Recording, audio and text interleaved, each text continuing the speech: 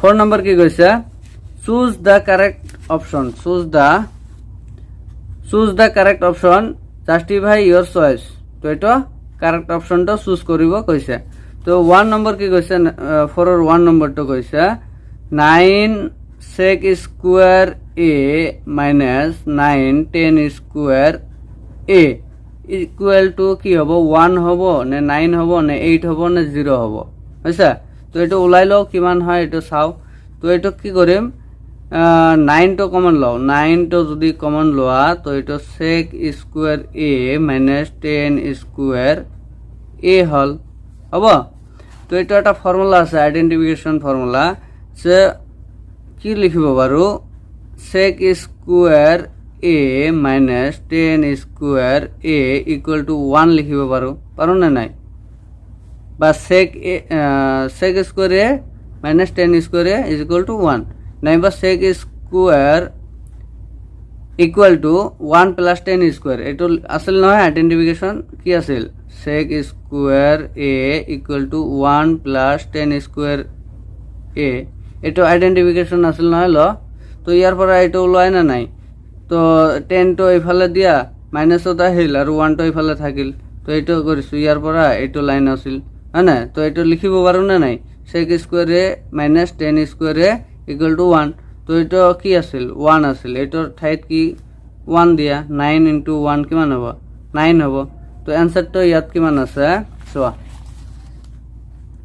1 আছে B number এ number কিমান আছে 1 আছে বি নম্বৰ 9 আছে সি নম্বৰ 8 আছে ডি নম্বৰ 0 আছে তো এটাৰ आंसर কিমান হবে বি নম্বৰটা आंसर হবে ঠিক আছে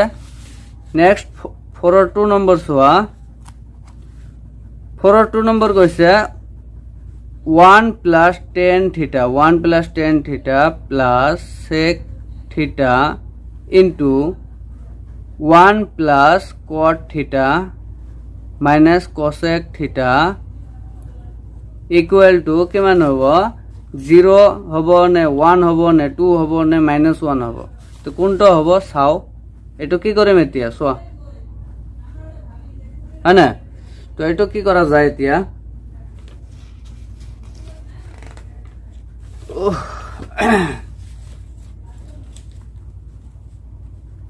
এটা কি করা যায়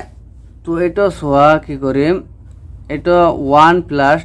10 থিটা আছে না এটা কি লিখিব পারো sin থিটা বাই cos থিটা লিখিব পারো নহয় প্লাস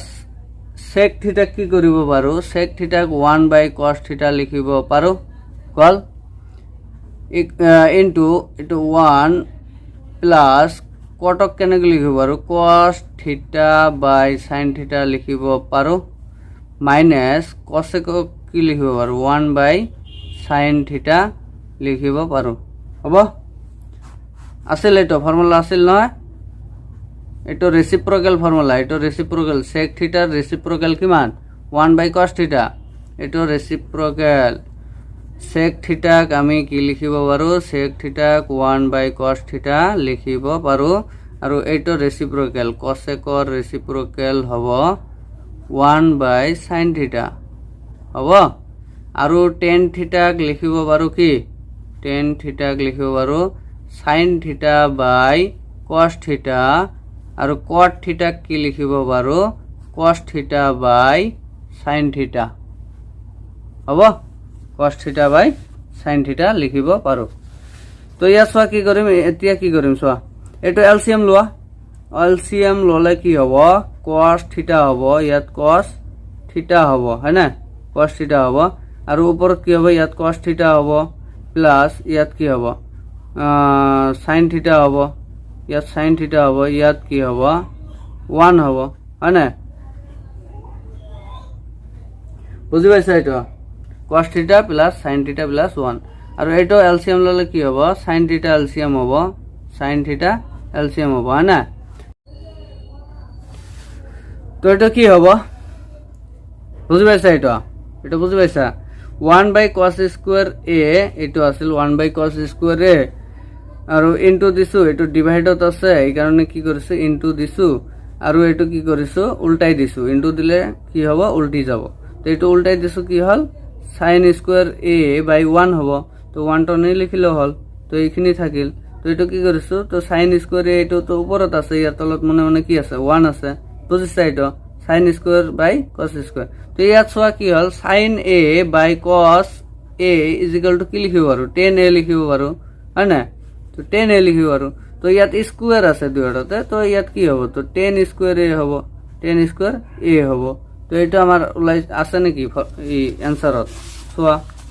তো ইয়াত কি আছে, সেক স্কোয়ার এ আছে, ইয়াত -1 আছে, কট স্কোয়ার এ আছে, ইয়াত 10 স্কোয়ার এ আছে। ডি নম্বরটা অ্যান্সার হবো, ডি নম্বরটা অ্যান্সার হবো, ঠিক আছে।